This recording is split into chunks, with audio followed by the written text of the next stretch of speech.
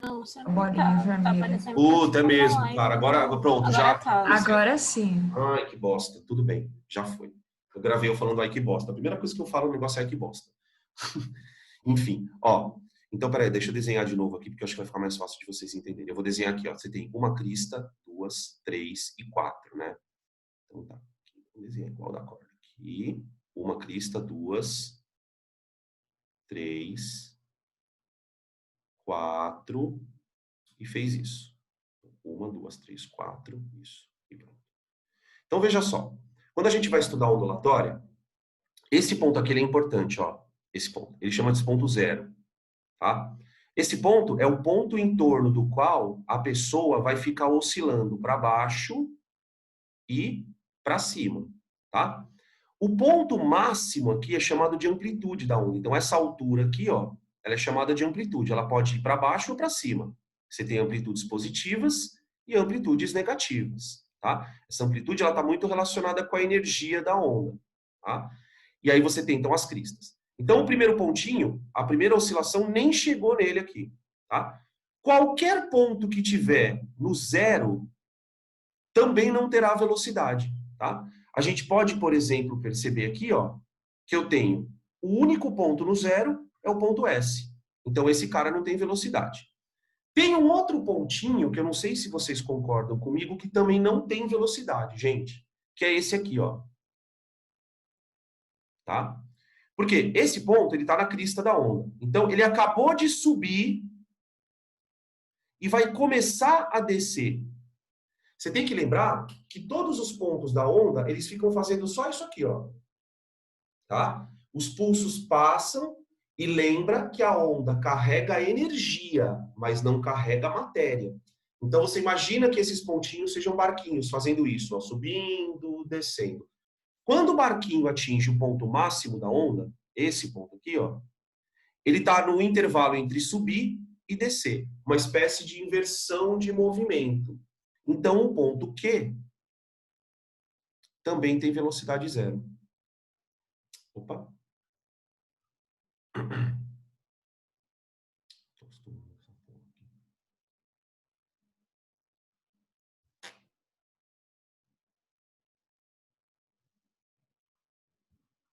Pronto. Ponto Q tem velocidade zero. Agora, tem os outros dois pontos aqui, né? Velocidade igual a zero. Bom, gente, agora eu tenho um ponto aqui, ó.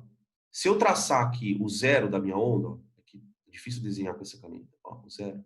Eu não sei se vocês conseguem perceber que o ponto P, o ponto R, perdão, ele está acima do zero da onda, ou seja, ele está se dirigindo para a crista. O ponto R, ele vai caminhar para a crista. Caminha para a crista. Se ele caminha para a crista, a velocidade dele tem que ser um vetor apontando para cima. Tá? À medida que esse pulso vai para a direita, o ponto R sobe. Tá? E o ponto P, eu não sei se vocês conseguem perceber, ele está um pouquinho abaixo do zero da onda. Ou seja, ele está caminhando na direção do vale da onda.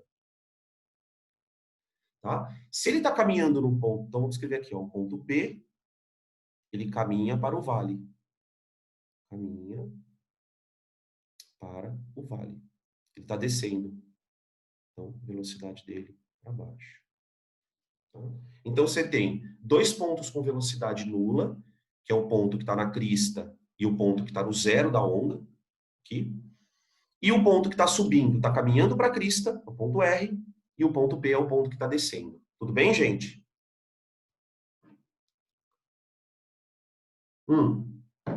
Vou fazer o entender agora. Mas não Pode seria falar. o contrário, porque o sentido de propagação dos pulsos está para a direita. É justamente Então, por isso que ele o ponto... estaria capivando. Então, ó, você tem que pensar Eu o não seguinte, entendi ó. também. Tá vendo esse ponto aqui, ó? Vamos pegar esse ponto.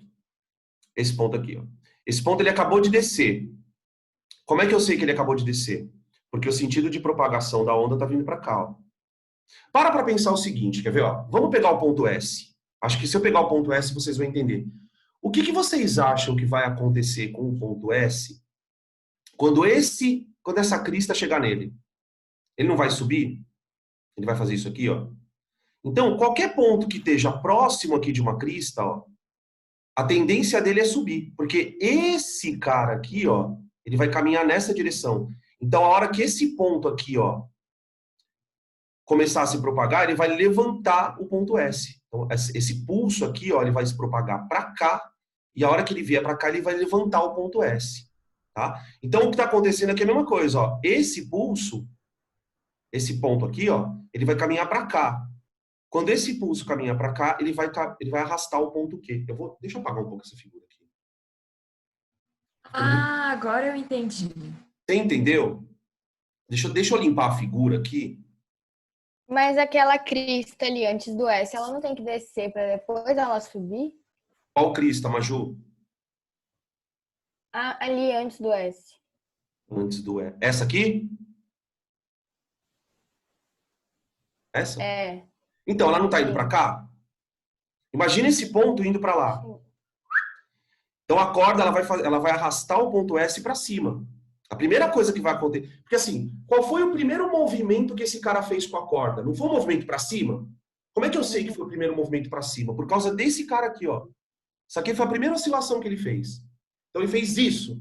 Quando ele fez isso, esse ponto começa a andar. A hora que esse ponto aqui começar a andar para a direita, ele vai levar o S para cima. Então, o que a gente pode perceber? Qualquer ponto que tiver posterior da crista vai ser levantado, que nem o R, ó. Tá? Ele está à direita da crista. As cristas todas estão vindo para cá. Você percebe que esse ponto aqui, ó, ele acabou de deixar uma crista. Ó. Então, a tendência dele é caminhar para o vale para depois subir. A hora que este vale aqui, ó, chegar até aqui, vai jogar ele para baixo. Entendeu? Então, você tem esse cara descendo, e o que é o P, e o ponto R subindo. É foda essa questão, né? Vocês entenderam? Acho que entendi agora. É meio confuso, mas eu entendi. Eu vou ver se eu consigo fazer uma animação para vocês, tá? Aí eu mando para vocês darem uma olhada. Eu não sei se eu entendi. Ainda ficou um pouco abstrato na minha cabeça, tipo, porque para mim ela tem que descer para depois levantar o S, entende? Então, para mim, a velocidade do S estaria para baixo. Eu vou fazer o seguinte, eu tenho um papel quadriculado aqui em casa, eu vou fazer um desenho para vocês enxergarem isso, porque você tem que ver essa onda se propagando. Quando você conseguir ver essa onda se propagando, você vai perceber que esse ponto aqui vai subir. Esse sobe, esse desce. Eu vou fazer um desenho para vocês darem uma olhada. Isso aqui é bem foda mesmo. Imaginei que isso fosse dar problema. Agora, o item B é pior ainda, né? Deixa eu ver aqui o item B. Deu problema aqui, imagina no dia da prova. Legal que ele dá uma risadinha no final. Vamos fazer eu vi essa questão, eu chorei. Vamos ver aqui, peraí. Determine a velocidade de propagação da onda em metros por segundo. Bom, é uma questão de ondulatória, então a gente vê que você vai resolver por V igual a lambda F. Tá? Ele fala que a onda tem velocidade constante, então a gente vai trabalhar com a equação fundamental de ondulatória. O problema é achar o lambda e o F, né? Então vamos lá. Primeiro vamos começar achando o lambda. O lambda, lembra que lambda é a distância entre duas cristas sucessivas, ou entre dois vales sucessivos. Então, se você fizer uma conta aqui, ó, ele fez uma medida de 4,8 metros, que equivale a 1 lambda e mais metade de um lambda, percebe? Então, eu posso dizer que então, peraí. 1,5 vezes o lambda tem que valer 4,8 metros. Portanto, lambda igual a 4,8 sobre 1,5. Eu vou deixar assim, porque eu não quero fazer conta. Deixa ele, vamos carregar esse número para lá, que de repente a gente consegue simplificar. O problema agora é achar a frequência, tá? Eu posso achar a frequência direto, ou lembrar que frequência também é o inverso do período, tá? Bom, aqui eu acho que é melhor a gente achar o período, tá? Quer ver uma coisa? Ó? Ele fala, aqui, ó. Essa foto aqui, ó, ela foi tirada 2 segundos após o início das oscilações. Então, qual é a situação? Eu tenho que tentar enxergar quantas oscilações ele fez em 2 segundos. Tudo bem? Vamos pegar a partir desse ponto aqui, ó. Ponto S. Tudo bem? Ó, do ponto S, uma oscilação até aqui, ó. Uma onda inteira. Depois, duas ondas inteiras. Depois, 3 ondas inteiras e metade. Então, durante 2 segundos, ele produziu 3,5 oscilações.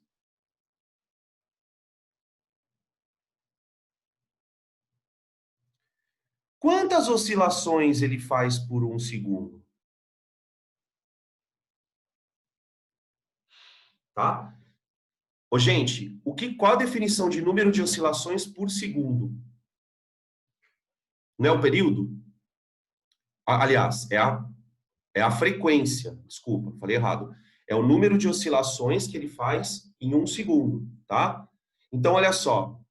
Eu tenho x igual a 3,5 dividido por 2, tá? Isso aqui é o número de oscilações por segundo. Oscilações por segundo. Que é justamente o que a gente chama de frequência, né? Então, eu já tenho o lambda, eu já tenho a frequência, que eu posso chamar de f, e agora eu vou fazer o v igual a lambda f aqui. Deixa eu fazer aqui embaixo. Vamos ver aqui essa conta. Eu acho que dá para simplificar, gente. V igual a lambda. Deixa eu ver aqui. 4,8 sobre 1,5. Puta, vou ter que fazer essa conta aqui. Ó. Alguém chegou a fazer essa conta? Vezes 3,5 sobre 2. Deixa eu ver aqui. 4,8 vezes... Não, vai dar 5,6 no final. Isso, mas dá mesmo? Aham. Tá? Então tá bom. Pronto. 5,6. Pronto. Beleza? Outra. Deixa eu ver o que tinha aqui. Eu tinha anotado 3, a 4, a 5 agora. Efeito Doppler. Espera aí.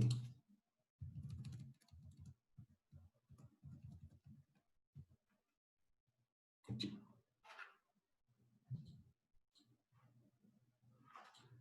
Bom, o efeito Doppler é um dos efeitos que a gente estuda, né, na parte de fenômenos ondulatórios. Tá? Então, vamos lembrar mais ou menos o que é o efeito. Depois a gente faz o exercício. Então, imagina, por exemplo, que você está parado, tá? E a uma certa distância de você tem uma fonte sonora. E essa fonte sonora ela vai disparar um som com uma frequência qualquer. Imagina que ela vai, por exemplo, vai disparar uma nota lá de 440 Hz. Beleza. Quando você escuta um som, a frequência do som que você escuta é exatamente igual à frequência da fonte que emitiu o som. Normal. O problema é que, se houver movimento relativo, o que eu chamo de movimento relativo? Ou afastamento relativo, ou aproximação, você vai escutar uma frequência distorcida. Basicamente é isso. O efeito Doppler é a distorção de uma frequência, porque a fonte que está soltando o som, ela está em movimento em relação ao observador. Tá? O efeito Doppler é muito mais perceptível com manifestações acústicas, mas ele também pode ser observado em luz. Tá? Os astrônomos se utilizam muito do efeito Doppler da luz para poder determinar, por exemplo, se uma galáxia ou uma estrela ela está se aproximando ou ela está se afastando de nós. Tá? Então, qual é a sacada? O que você tem de padrão no efeito Doppler? Você tem o caso do efeito Doppler para afastamento,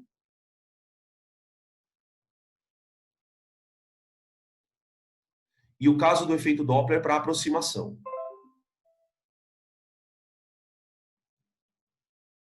Peraí. Aproximação. Tá? Cada um desses... E aí, quando eu falo aproximação e afastamento, é relativo. Você tem duas situações, gente. Você pode ter, ó... Imagina que a minha mão aberta aqui, ó, é a fonte sonora. Tá bom? Fonte sonora, minha mão aberta. Minha mão fazendo joinha é o observador. Então, eu tenho uma fonte e um observador. O que eu chamo de afastamento? O observador pode se afastar da fonte, a fonte pode se afastar do observador, ou os dois se afastarem entre si, simultaneamente. Isso eu chamo de afastamento. Aproximações. Eu tenho fonte aproximando do observador, ó, fonte aproximando do observador, observador aproximando da fonte, ou os dois se aproximando simultaneamente, ok? Dá uma olhada no desenho aqui que vai ficar muito claro o que está acontecendo. Ó, aqui está o carro, ó. Ele fala aqui, na figura, ela representa, em outra perspectiva, as personagens Betty Hubble e Vilma Flintstone. Vocês assistiram esse desenho, gente, já? Isso é da minha época. É coisa de velho. Aqui, ó. Sim, à tarde, quando chegava do colégio. Eu gostava. Então, e aí o Fred, né, ele grita Yabadabadu, aqueles carinha da Idade da Pedra. O que a gente percebe? Vocês estão percebendo que isso aqui, ó, todas essas coisinhas aqui, ó, elas são chamadas de linhas de onda, só que são as ondas sonoras. O que eu estou percebendo no desenho? Vocês estão percebendo que a distância entre as linhas, ela está ficando menor nessa região aqui, ó, e está ficando maior na região em amarelo? Deixa eu desenhar em amarelo aqui, ó. Percebe que aqui as linhas estão ficando mais espaçadas, enquanto que na parte verde aqui elas estão ficando mais próximas. Esse tipo de desenho vai fazer com que a gente entenda o seguinte. Peraí. Desenhar. Opa.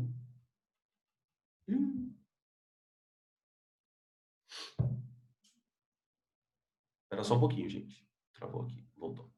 Então, olha só. Quando você percebe no desenho que as linhas começam a se aproximar uma da outra, significa que as ondas sonoras estão sendo comprimidas. Então, você imagina que aquelas cristas de ondas sonoras, elas vão sendo comprimidas assim. Então, isso caracteriza uma aproximação. Você tem compressão de frente de onda. Compressão da frente de onda.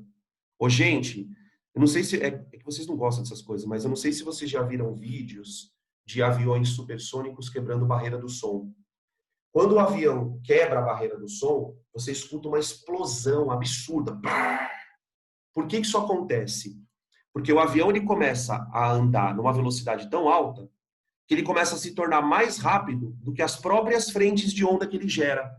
Então ele aperta tanto a frente de onda, ocorre uma compressão tão violenta que o ar que está dentro dessa onda explode. Essa explosão é exatamente o momento em que o avião ultrapassa a própria onda que ele gera. Então ele está na velocidade supersônica. Tá? Então, ó, aproximação caracteriza a compressão da frente. E outra coisa, aumento da frequência.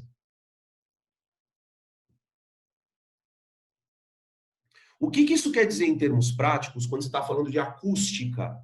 O som fica mais agudo. Pensa na ambulância chegando perto de você.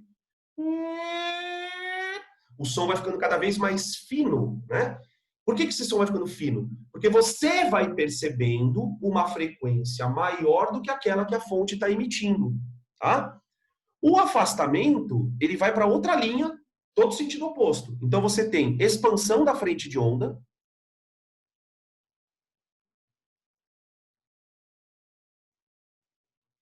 tá?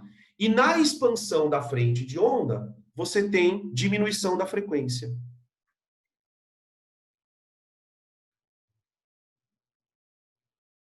Frequência. Ou seja, som mais grave. Pensa na ambulância depois que ela passa por você, né? Enquanto ela vai chegando em você, você vai percebendo o som mais fino. Depois que ela passa de você, o som volta a ficar agudo. Então, ó, o que a gente pode imaginar que está acontecendo aqui, ó? A Vilma, ela vai escutar uma frequência maior. Opa. Maior. E a Beth, que está atrás, ela está numa condição de afastamento da onda, ela vai sofrer uma frequência menor. Vai ouvir, né, uma frequência menor. Então, a Vilma ouve agudo, mais agudo, né, do que a própria onda, e a Beth ouve mais grave. Grave. Vamos ver aqui, deixa eu ver. Vilma escutará uma frequência maior que... Acho que é B, não é não? Deixa eu ver aqui. Tô falando de alegre aqui, não sei. É B mesmo, é isso mesmo. B. Vocês entenderam, gente?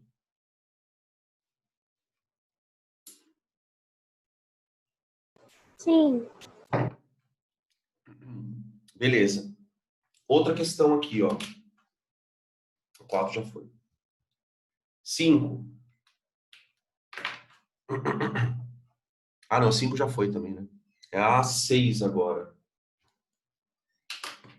Tô anotando aqui que eu já tô... Ok. Ai, Jesus do céu, essas figuras que até assusta, né? Essa daqui, ela acho que mistura um monte de coisa. Então, vamos lá. Deixa eu aumentar um pouco a figura. Não, tá bom aqui. Questão 6. Em um ambiente do qual se retirou todo o ar, praticamente, as placas de um capacitor estão arranjadas paralelamente e carregadas com cargas de mesma magnitude que e sinais contrários, produzindo na região entre as placas um campo elétrico, que pode ser considerado uniforme. E o campo tem um módulo de 10 a sexta volt por metro. Uma partícula carregada negativamente... Então, peraí, vamos colocar aqui que negativa. Ela tem lá a carguinha de 10 a menos 9, é lançada com velocidade de 100 metros por segundo ao longo da linha que passa exatamente pelo centro, bem no meio das placas. Tá. A distância entre as placas é de 1 milímetro. Então, ela está a meio milímetro das extremidades. Beleza. O item A.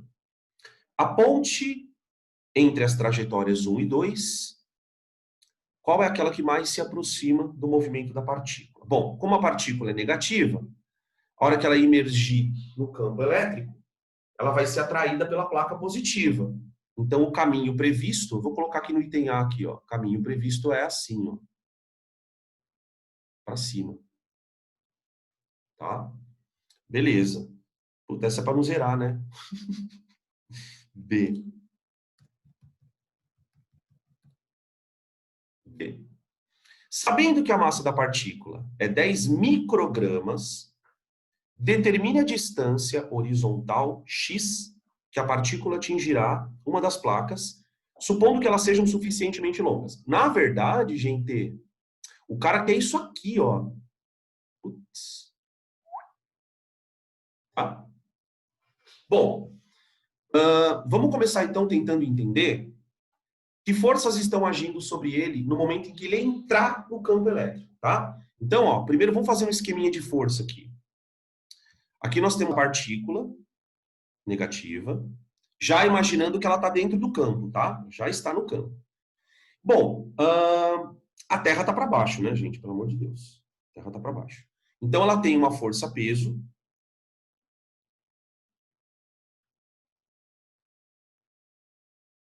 E ela tem uma força elétrica atraindo ela para cima.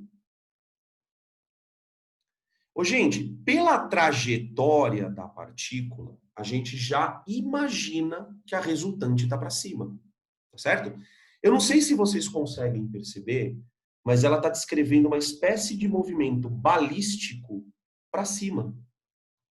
Como é que eu sei que é um movimento balístico?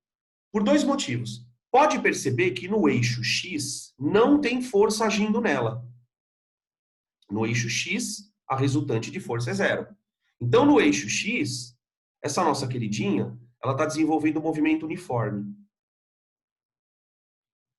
Porém, eu tenho certeza que a resultante do peso e da força elétrica está para cima. Então, no eixo Y, essa nossa queridinha, ela está em move. Então, sabe como é que você sai dessa questão, gente? Sabe aquelas questões de lançamento horizontal, que ele pede o alcance? Quando ele pede o alcance, você não tem que achar primeiro o tempo de queda? Só que com a diferença é que quando você trabalha com movimentos horizontais, né, o lançamento, você sabe qual é a aceleração, que é a gravidade. Aqui o corpo ele está entre aspas, né? Vou falar uma coisa meio tosca. Ele está caindo para cima. Então o que eu vou ter que fazer? Eu vou ter que achar quanto tempo ele demora para encostar na placa e aplicar esse tempo de queda no alcance horizontal. Deu para entender mais ou menos a ideia, gente? Vamos começar a fazer aqui. Primeira coisa que eu tenho que fazer, eu tenho que achar a força resultante, que está no eixo X, Y, tá? Então vamos começar. A força resultante em Y é igual à força elétrica menos o peso. E aí nós vamos concluir uma coisa muito interessante aqui, quer ver? Como é que eu calculo a força elétrica? Bom, quais são as informações que ele me deu, né? Vamos voltar aqui, ó. Marca texto. Ele deu pra gente o campo elétrico, ele deu o valor da carga, ele deu a velocidade e deu a distância entre as placas. E olha o que ele fala pra gente aqui, que coisa bonitinha. Peraí. Despreze efeitos gravitacionais.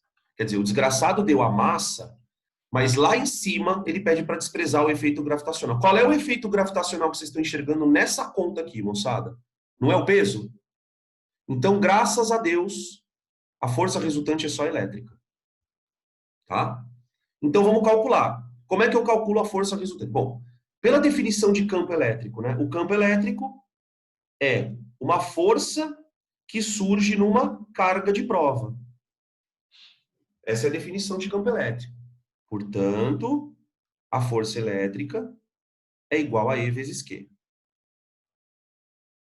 Então, força elétrica igual. Campo elétrico, 10... Já esqueci aqui, peraí. 10 a sexta e a carga é 10 a menos 9. Tá? Então, fica 10 a sexta vezes 10 a menos 9. É isso? Portanto, Fel igual a 10 a menos 3 Newton. Muito bem. Essa força, vamos voltar aqui no desenho. Como é uma força resultante, então, ó, esquece o peso, né? Ó, tchau peso. Como a força resultante está para cima, ele vai ter uma aceleração para cima. Que eu acho pela segunda lei de Newton, tá? Que, por sinal, a aula já está subindo na internet, tá? Acho que até amanhã vocês recebem ela. Então, eu vou escrever aqui assim, ó.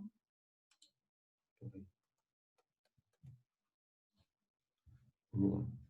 Força resultante igual a massa vezes aceleração.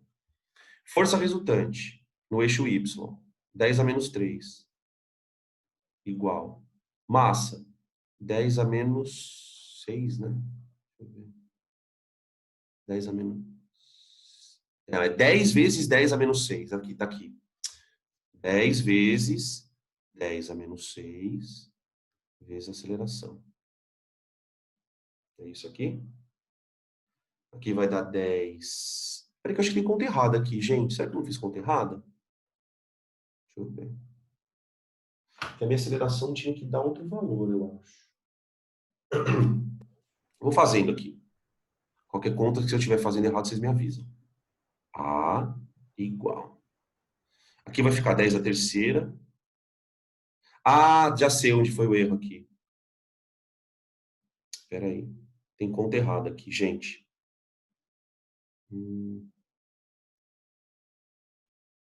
Essa aceleração está muito pequena.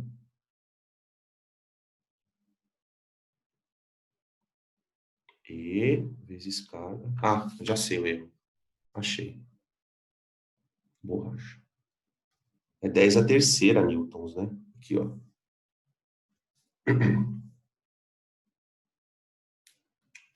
Pronto. Voltei.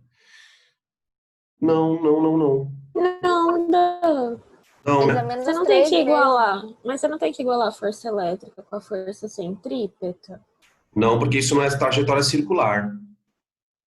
Tem que igualar com a força resultante, né? Tem que igualar com a aceleração Não, eu tô fazendo alguma aberta conta errada aqui. Quadrado. Peraí. 10 vezes 10 é menos 9.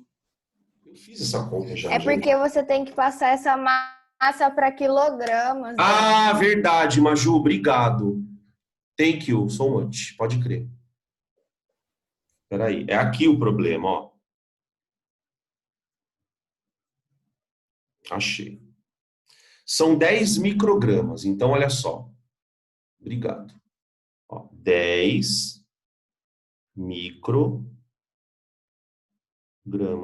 Que aí eu vou passar para quilo, ó. Agora vai dar. Então a força resultante é igual a massa vezes a aceleração.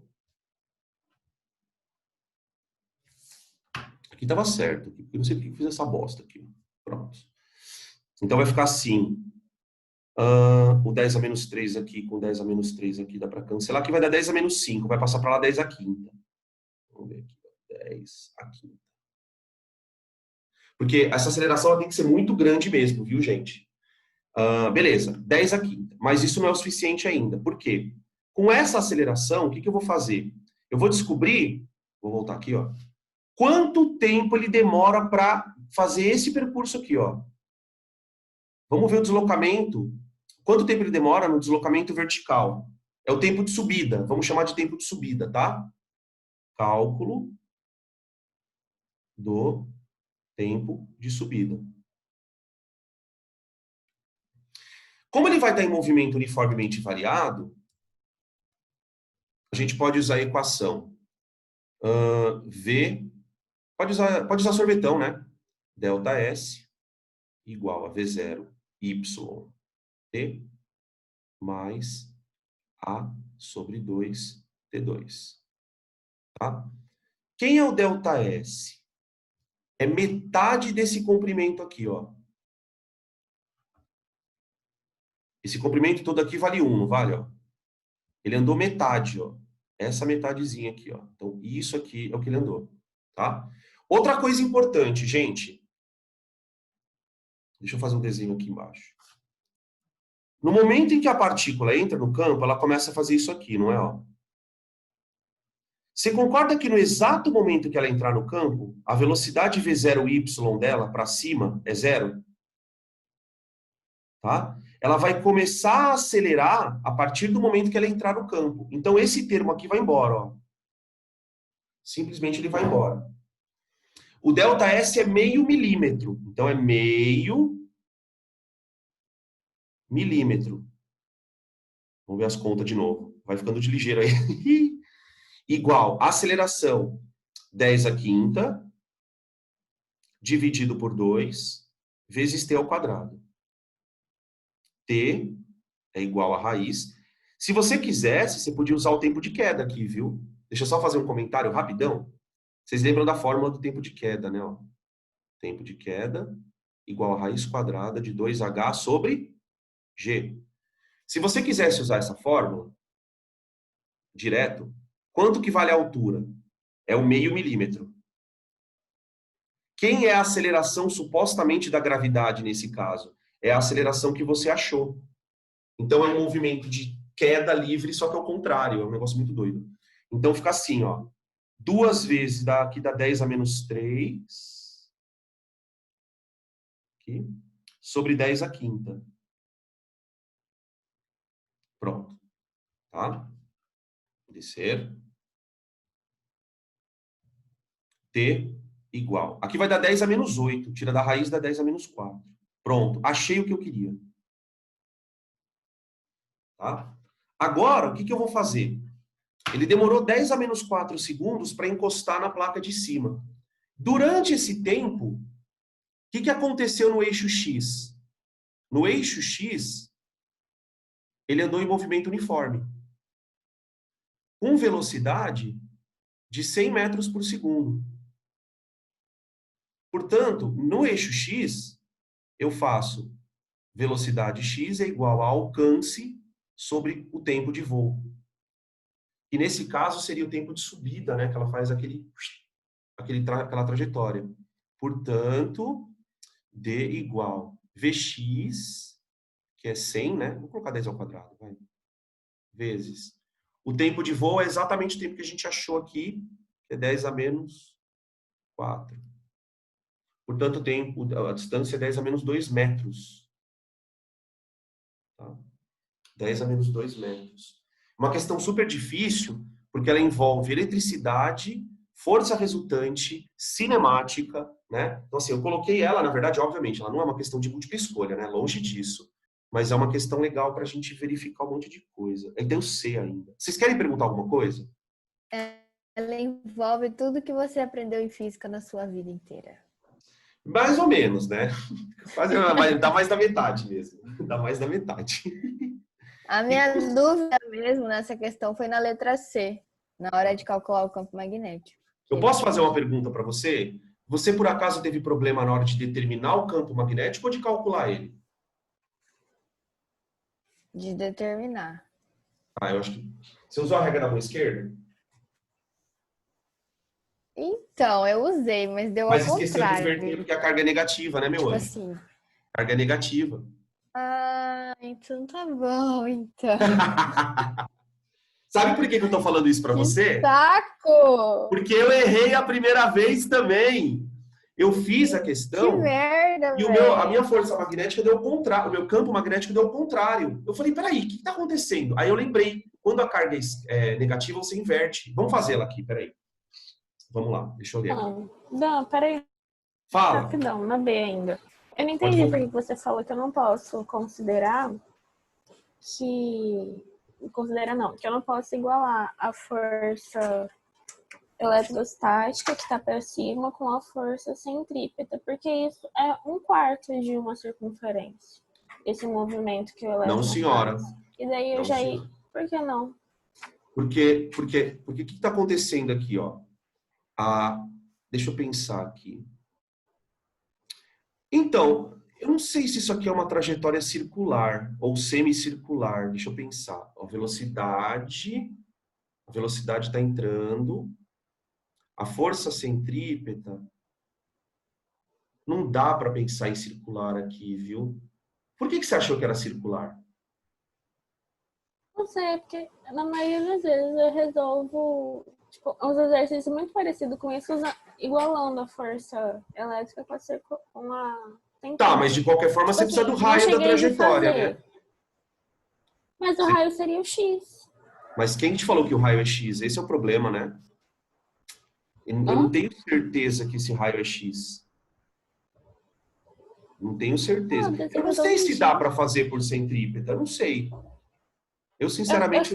Eu só pensei. Não cheguei de fazer de verdade. Eu vou fazer, aí se der certo... Tá, pode fazer, porque de repente se não der pode certo, eu vou saber que eu tô totalmente errado. É porque assim, por que eu tô pensando nessa questão, Yara? Porque é o seguinte, se a trajetória foi circular, o que eu fiz está errado. Entendeu? O que eu fiz está totalmente errado. Ou ele está descrevendo um movimento balístico, ou um movimento circular uniforme. Eu entendo porque tem uns problemas, eu sei do que está falando. Tem aqueles probleminhas, por exemplo, de carga que é imersa em campo magnético, que tem essas situações. Mas eu não sei se aqui dá certo, não. Eu até vou tentar também fazer depois para ver se rola. Mas acho que não sei não se dá certo. Tá? Vou fazer aqui o C. Então tá. Mentira, para falar a verdade, eu nem pensei em força centrípeta, viu, cara? Agora eu fiquei curioso.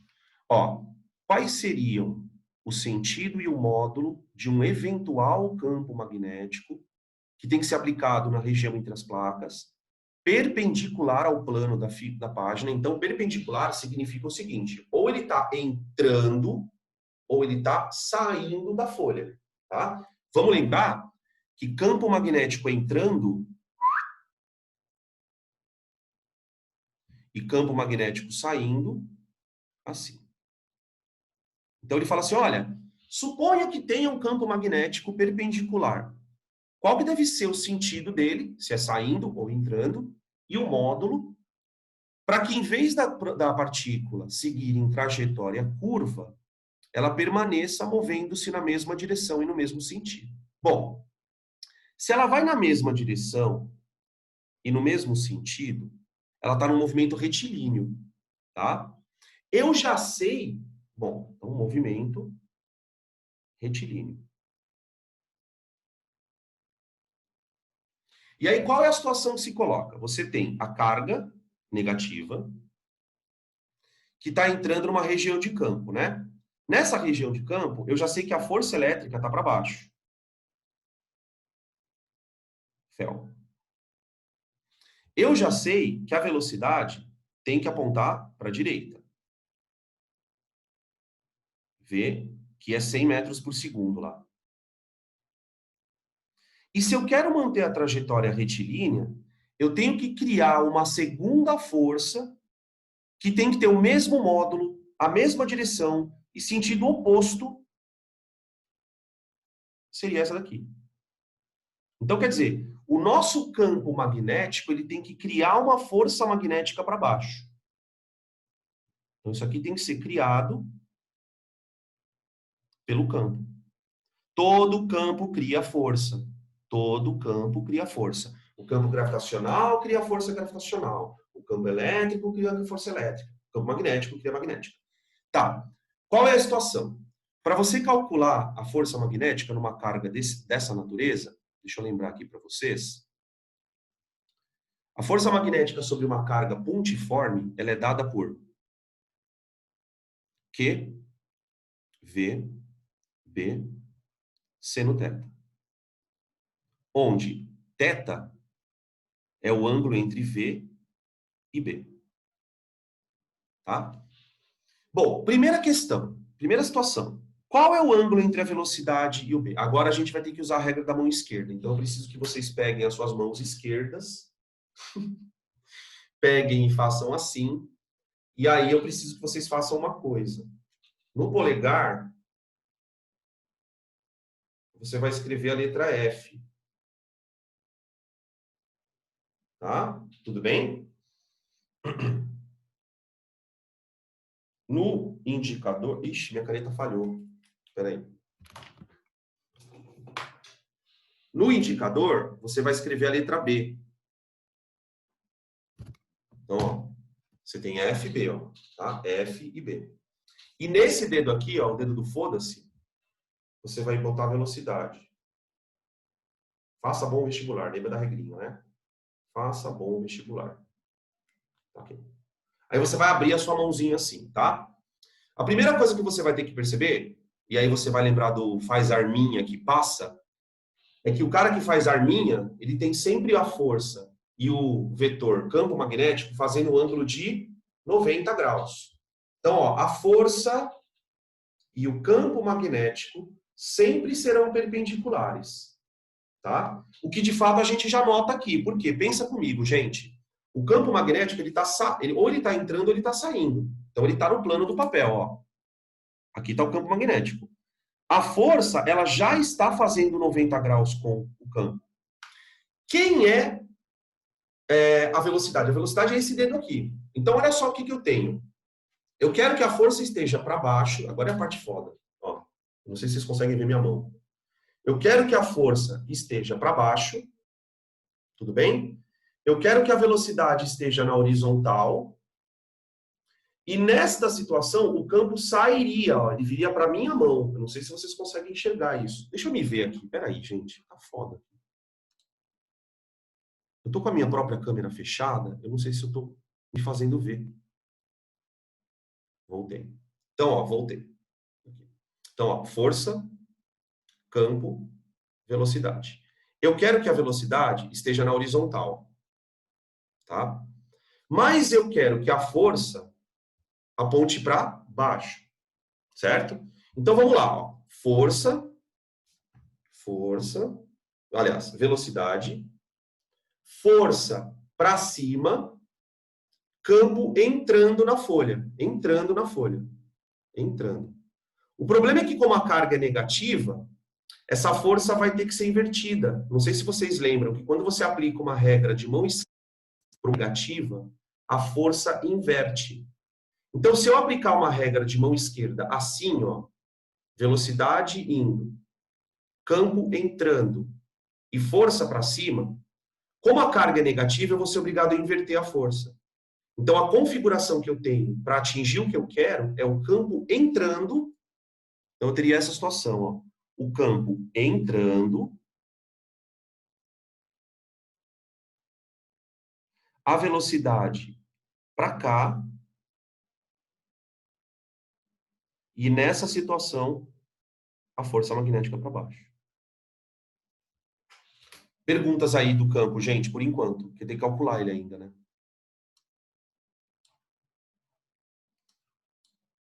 Isso é uma parte meio difícil de explicar pela internet. Agora, como é que eu vou calcular esse campo? Bom, se eu quero uma trajetória retilínea, então a força elétrica tem que ser igual à magnética. Então vamos descer aqui. Ó, força elétrica igual à força magnética. Então fica, força elétrica é o campo vezes a carga, se bem que a gente até já calculou essa força, né? É igual a Q V B vezes o seno de θ. Dá para cancelar a carga. Tá? Então, o B, campo magnético, é igual a E sobre V. Porque o ângulo a gente já tinha visto que era 90 graus, né? Então, o seno de 90 graus é 1. Portanto, o campo magnético é campo elétrico. Até esqueci quanto que era o campo elétrico. É 10 a sexta? Deixa eu ver aqui. É 10 a sexta.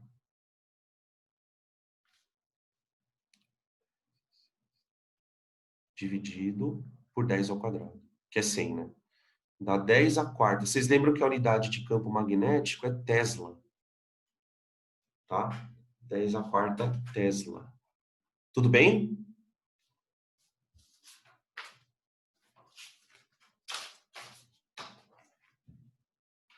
Oito.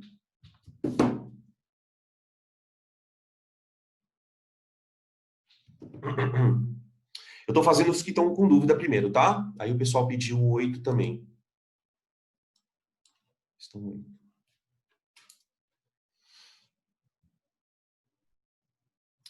Durante uma festa infantil, em um local em que a aceleração gravitacional é 10 metros por segundo, um balão de gás com volume de 3 vezes 10 a menos 3 metros cúbicos, tem peso 3,310 a menos 2 newtons, escapou da mão de uma criança e atingiu o teto da sala. Beleza. Determine a massa em quilos e a densidade do balão. Bom, vamos lá. Item A. O item A acho que é tranquilo, né? Eu tenho o peso dele, então peso igual a massa vezes gravidade. Então o peso que é 3,3 vezes 10 elevado a menos 2 igual a massa vezes a aceleração gravitacional, 10. Portanto, a massa é igual a 3,3 vezes 10 a menos 3 quilogramas. Tá. Ele deu o volume também do balão. Se ele deu o volume, eu consigo achar a densidade, então, também na segunda parte do exercício, né? Isso aqui está com cara de vulné. E tem a continuação, né? Então, densidade igual a massa sobre o volume. Eu quero... O que eu quero mesmo? A densidade, tá? Então, densidade igual. Massa, 3,3, 10 a menos 3, sobre o volume dele, que é 3, já está em metro cúbico, pelo menos. Beleza. Tá? Então, veja, a massa está em quilograma, o volume está em metro cúbico. Então, a densidade fica 1,1 quilograma por metro cúbico. Isso é o item A. Item B, que é o difícil.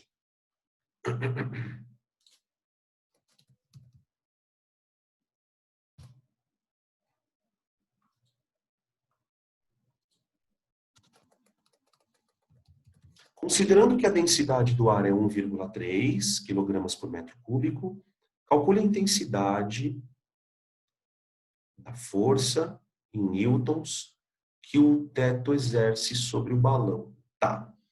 Bom, ele fala aqui no enunciado que o balão ficou preso no teto. Então, se o balão ficou preso no teto, a intenção, o que a gente imagina que esteja acontecendo é que a tendência dele ainda é subir, né? Então, vamos tentar imaginar quais seriam as forças que estão agindo no balão. Vamos começar para poder aplicar a segunda lei de Newton. Então, vamos lá. Eu tenho uma força peso. Tá? O balão, ele está imerso no ar. E vocês sabem que o ar é um fluido. Claro que a densidade do ar é bem menor que a densidade da água, mas ele é um fluido, ele escorre.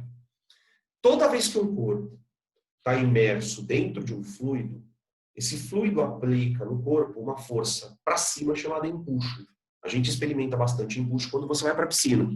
Então, esse balão, ele tem um empuxo apontando para cima. Tá? E tem uma segunda força, gente. Uma terceira força, perdão. Porque é o seguinte, ele está preso no teto. Então, para pensar que ele está empurrando o teto para cima. Só que pela segunda lei de Newton, quando você aplica uma força F no corpo, o corpo te devolve essa força F com a mesma intensidade. Que é o que a gente chama de normal quando você está no chão, né? Essa força que o teto está exercendo no balão é um tipo normal. Eu vou chamar ela de F, tá? F. Peraí.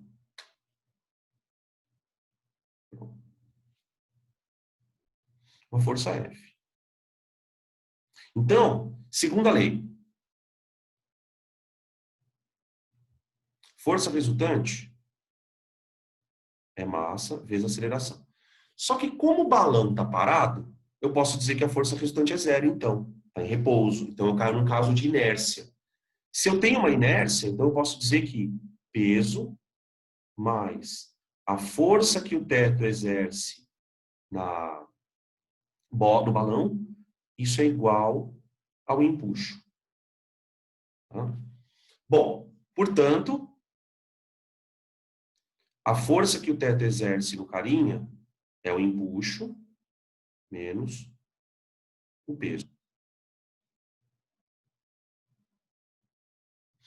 Então, vamos lá. Força igual a... Como é que eu calculo empuxo? Vamos lembrar. O empuxo é a densidade do fluido vezes o volume imerso do corpo que está no fluido vezes a aceleração da gravidade. Certo? Então fica, vamos lá. Quem é o fluido no qual o balão está imerso? É o ar. E o ar tem densidade 1,3. Então vamos começar. 1,3 vezes volume do balão. Perdi o volume do balão. 3, 10 a menos 3. 3, 10 a menos 3. Vezes a gravidade. 10. Tudo isso menos o peso. Que eu já esqueci também. Peso. 3,3, não.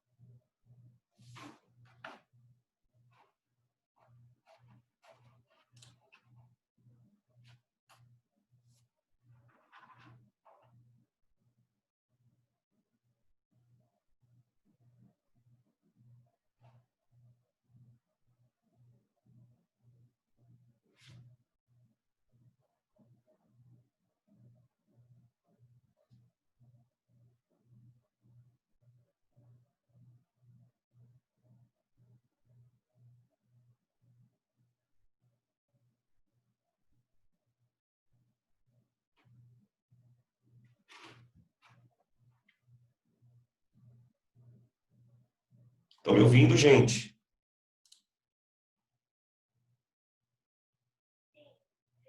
Meu computador está... A minha internet não está funcionando, gente. Eu estou sem sinal aqui no computador. Não sei se vai dar para a gente continuar por enquanto. Eu vou fazer o seguinte, eu vou tentar reconectar aqui, eu vou ter que reiniciar meu computador, abrir tudo de volta. E aí eu chamo vocês, tá? Se vocês estiverem ocupados aí, beleza, eu gravo. Não, vocês não, tá bom? Não vou ficar fazendo vocês esperarem aí que nem besta, tá? Eu vou